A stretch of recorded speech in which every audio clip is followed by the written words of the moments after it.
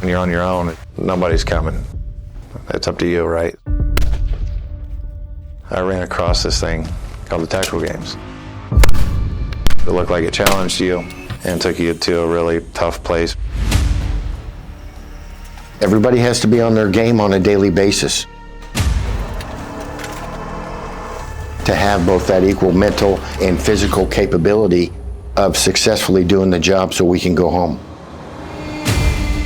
In the late 1950s, the Kokomo Police Department had their second officer killed in the line of duty, responding to a call.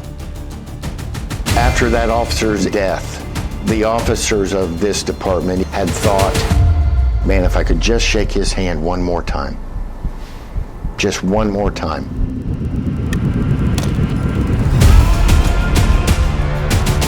It's the first thing we do every single morning is shake hands.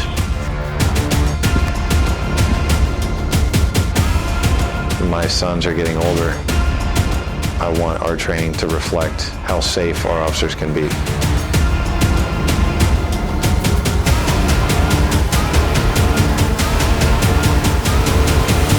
I don't want to be in that situation. If I could only have shook his hand one more time.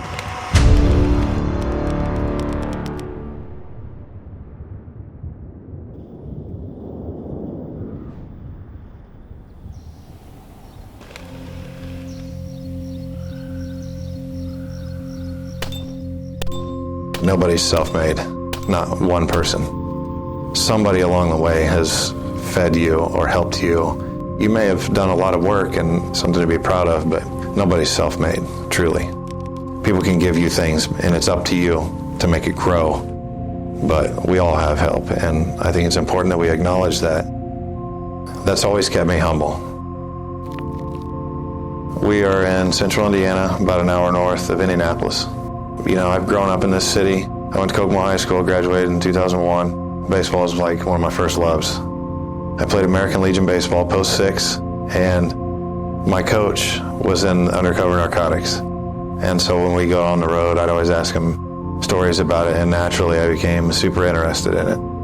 I went to college, played baseball, graduated, came back home. I heard all these stories that kind of built it up for me. It's the city that raised me. So I felt obligated to be a part of helping it and serving. I worked at a youth detention center until I could get on at a sheriff's department. I worked in Cass County as a sheriff's deputy for a little under a year. And I was selected to be a Kokomo policeman shortly after. I knew that SWAT's where I wanted to be. I've always been a part of a team.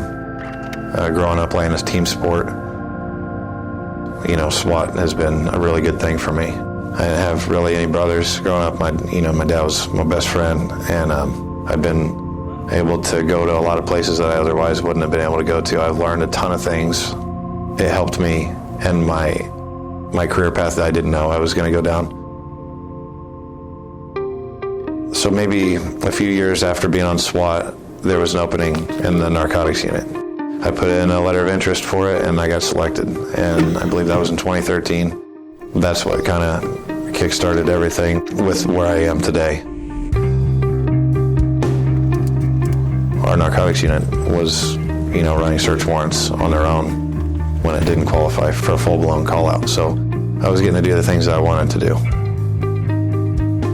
Every once in a while you find things that you're good at, and I felt like I was good at that, and I could sink my teeth into it and be passionate about it.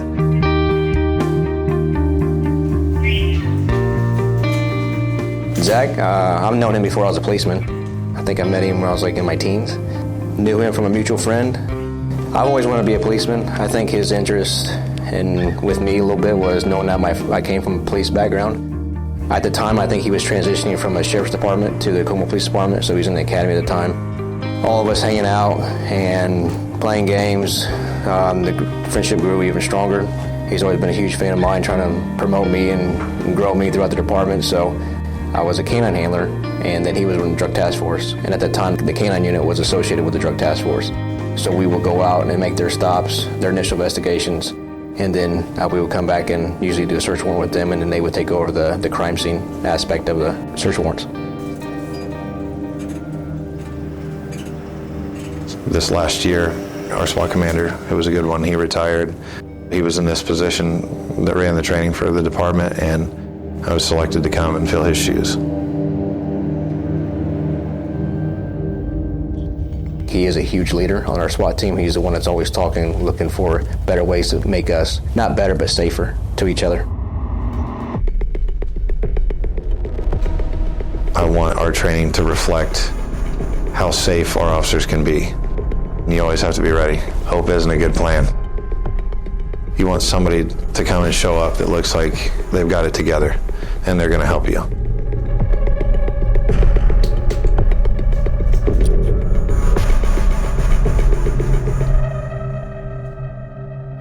I don't feel like the job defines me. I don't get my identity from being a police officer or a policeman.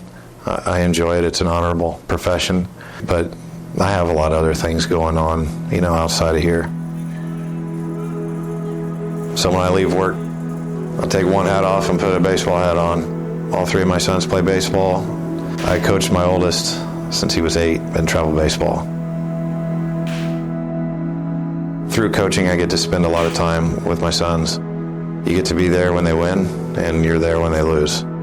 I think that's a pretty important thing to be around when all that's happening, so you can help them digest it and process it properly and understand what's really important. It's awesome to see him with the boys and teach things that are really big that will affect their future, our future. I just want my kids to have every opportunity that they want, to be successful, so we make sure that we prioritize what they need.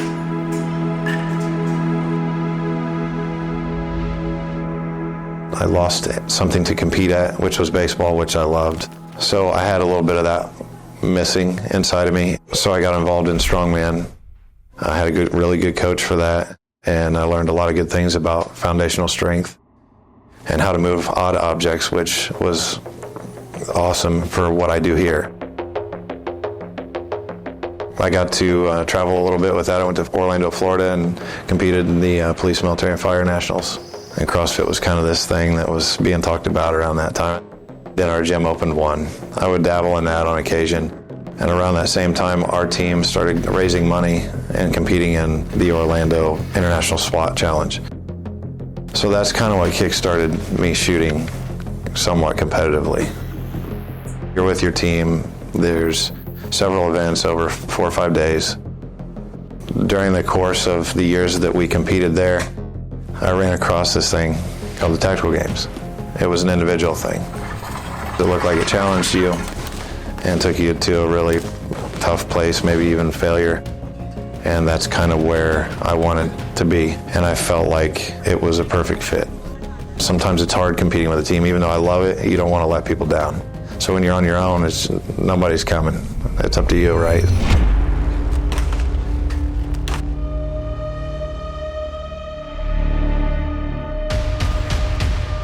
I competed in Meridian in 2019, and I didn't do the greatest. Everything failed.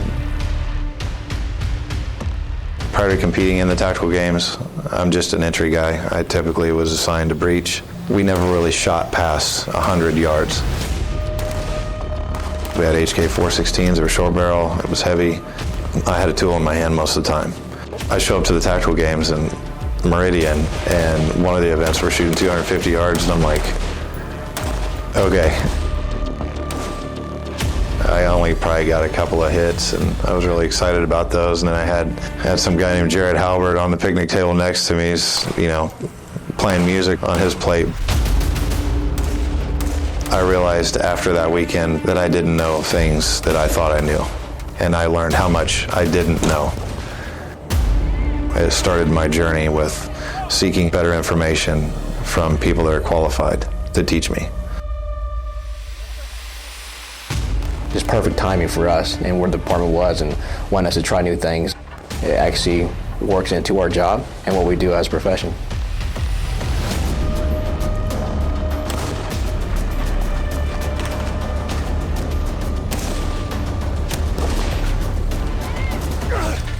I loved it. And I've been coming back ever since. It's changed the way that I train physically. but it's grown my shooting aspect and approach exponentially, and my knowledge behind it.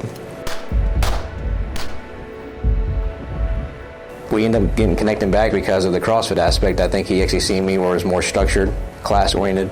So I always tell him to come work out at the CrossFit gym, come out and work out at the CrossFit gym. But for a guy his size, it's not very attractive at the beginning, right? So after a few years and maybe me competing with him and trying to maybe on his level on certain things, he decided to come over to the CrossFit gym. And I think it's really benefited him and his fitness and his growth as an athlete. His biggest thing was he's a big human. He can deadlift whatever weight he can deadlift. It was an uphill battle to tell him, I'm willing to lose a little bit of your strength to gain a lot of endurance. I said, but what you need to realize is you losing a little bit of strength is still ahead of almost everybody. So let's be willing to take back a little bit of that and gain a bunch of this. And once I think he understood where I was coming from and gained some rapport and gained some trust, he was bought in on it. He would ask questions like, why am I doing this? I would explain it. He would understand. But he has never pushed back. He's never been like, nah, I'm just going to deadlift heavy. After, a couple months of training with us, when he went and competed and did really well, he was like, oh, but we're probably on to something here.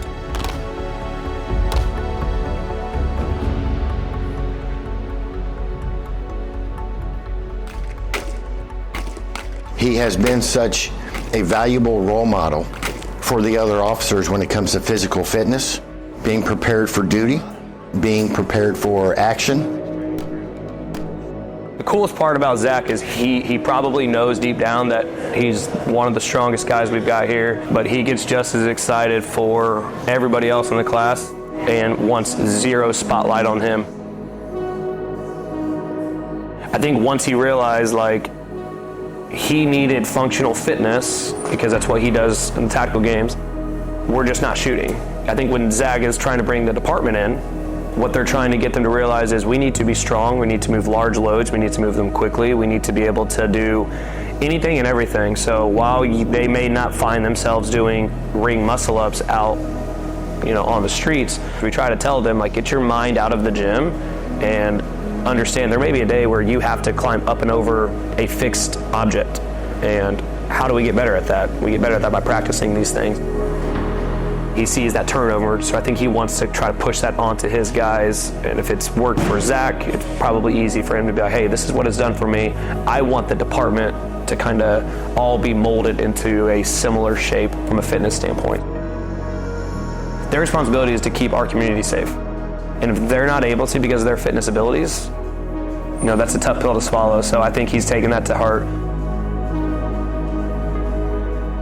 I believe mental health and physical health kind of coincide with each other. I have seen a culture shift in the SWAT team alone, and now that has even amplified into the entire department. He really goes out of his way with what he does for his contributions that have continually improved our department since he arrived in 2007. He's taking full advantage of what his physical capabilities are and his interests are. And what we're doing as a department is attractive. It's magnetic. We want to be around as much as possible because he is the forefront of what our department needs to go towards and how this profession needs to be just in general. I've hired a ton of people in the last few years, and every time a new person walks through the door, it's like they look younger. And my sons are getting older. I got 3 of them, so there's a pretty good chance one of them is going to walk through here.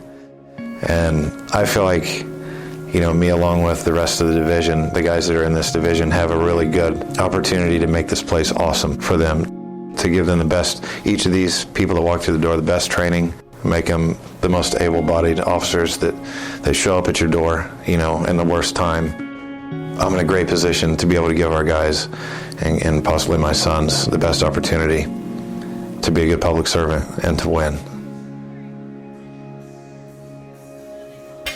He at least mentions it every month. For as long as he's here, his goal is only to make this the best department it can be in case his son ever wants to be a part of this department. That's pretty deep. His son probably isn't old enough yet to even know what he wants to do. But my goodness, just in case he wants to get on a police department, Zach wants to make sure this one is the best one, ready for him and his challenges. I'm a third-generation policeman here.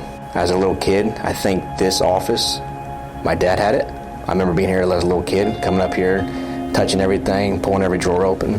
For me, it was always a calling back to be here to, serve the community. I think Zach's the same way. His family grew up in the same area. My mom and dad live literally 2 blocks away from his mom and dad.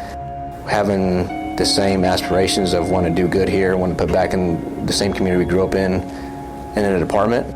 I have a 6-year-old son. I think he has a 6 and a mid-teens and a teenager now, 16. So he thinks that pretty soon his son may want to have that same desires to be a policeman here in Kokomo. Being friends with him, I knew him before he had his first child, so it's kind of made me want to put more back into this because his kid may be here one day.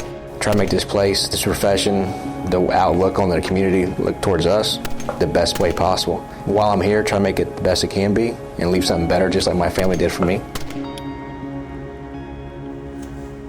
It has been a joy doing what I do because of people like Zach. Zach is so humble about everything he has contributed to this department to a point that throughout the last decade has allowed me to kind of sit back and reflect on just his attitude of life, to always remember what's most important in life, and that's what you have at home.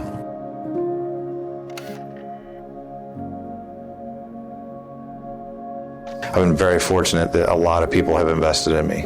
I could have just said no and gave me a short answer or a partial answer or even a misleading answer, but they didn't, and that's why the community is so great in the tactical games, because people can see you fail. They can be on the line next to you, competing against you, and give you knowledge and help that could probably be detrimental to them. I immediately enjoyed being a part of that. He's a big brother. A lot of the stuff that he's done, he's kind of shown me the path a little way, made it easier on me. I mean, I've never had a friend that's actually wanted the best. I've always wanted the best for him, and I feel that the same way. I don't have like some cool story. My family was just good to me, and my coaches invested in me. When you have people investing in you, like my dad coming home from work from a steel mill for 42 years, covered in grease and dirt and working hard, and never told me no when I wanted to play catch. He'd just go throw another shirt on, go across the street, play catch till it was dark. My mom was the same way. So when you're going through life and you're in events like my job or in the gym or at the tactical games, you're representing all those investments that people have given to you. I don't have a choice. Like, this is just who I am. I saw how powerful my parents' example was for me. I know how much it meant to me and how it kind of directed my path in life. So with my 3 sons, they need something to chase and to model after. And it's very important to me that my sons grow up strong men with integrity and drive. When people make themselves second, third, or fourth, or whatever, it makes the environment a lot better. And at the end of the day, yeah, trophies are great. When you're at the end of your life, none of that really matters. It's how you treated the people around you.